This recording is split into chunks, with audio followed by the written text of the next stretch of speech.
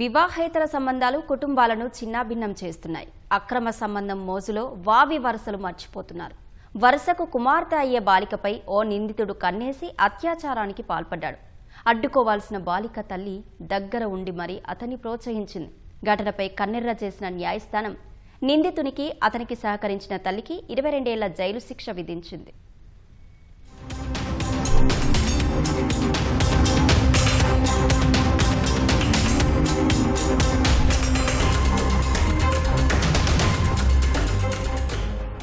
నల్గొండ జిల్లా కేంద్రం లైన్వాడి ప్రాంతానికి చెందిన గ్యారాల శివకుమార్ రోజువారీ కూలీ.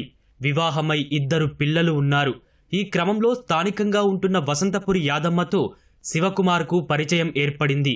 అది కాస్త వివాహేతర సంబంధానికి దారితీసింది. యాదమ్మకు 14 ఏళ్ల బాలిక ఉంది. చిన్నారిపై కన్నేసిన నిందితుడు ఆమెను వివాహం చేసుకుంటానని యాదమ్మను ఒప్పించాడు. ఆమె సహకారంతో బాలికను బలవంతంగా పెళ్లి చేసుకుని అత్యాచారానికి ఒడిగట్టాడు.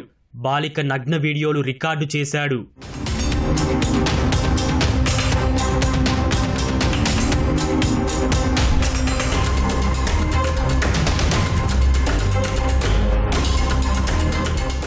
పదిహేను రోజుల పాటు శివకుమార్ బాలికకు నరకం చూపించాడు. అతడి చెర నుంచి తప్పించుకున్న బాలిక స్థానిక 1 టౌన్ పోలీసులకు శివకుమార్ తల్లి యాదమ్మపై ఫిర్యాదు చేసింది.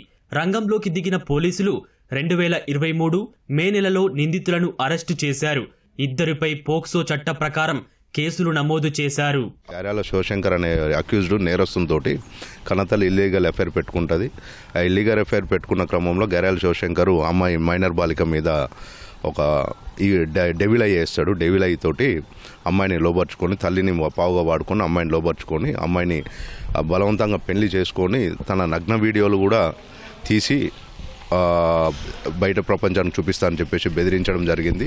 దాన్ని భరించలేక మైనర్ బాలిక పోలీస్ స్టేషన్ పోయేసి కంప్లైంట్ ఇచ్చింది. బాలిక ఫిర్యాదు మేరకు దర్యాప్తు చేసిన పోలీసులు సరైన సాక్ష్యాధారాలు కోర్టులో ప్రవేశపెట్టారు.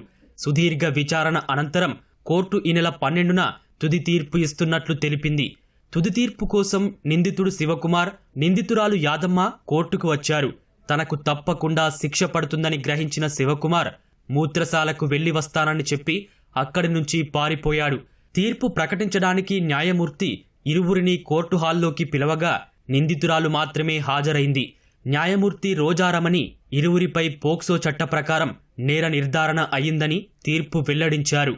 శివకుమార్ కోర్టుకు గైర్హాజరైనట్లుగా న్యాయస్థానం ప్రకటించి అతడిని దోషిగా తేలుస్తూ నాన్ బెయిలబుల్ వారెంట్ జారీ చేసింది.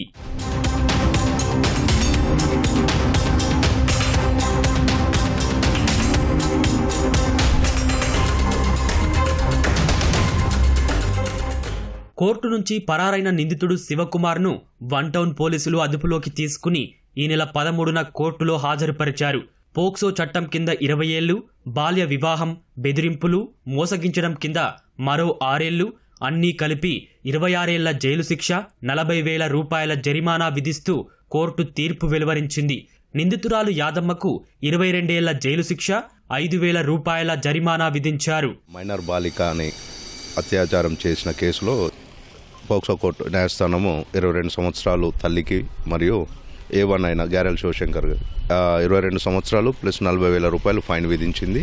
ఈ తీర్పు వెల్లడించడంలో ప్రాసిక్యూషన్ మరియు పోలీస్ ఇన్వెస్టిగేషన్ ఏజెన్సీ చాలా పగడ్బందీగా వ్యవహరించి మంచి కన్విక్షన్ తీసుకోవడం జరిగింది. బాధిత బాలికకు 10 లక్షల రూపాయల పరిహారం చెల్లించాలని కోర్టు తీర్పులో పేర్కొంది.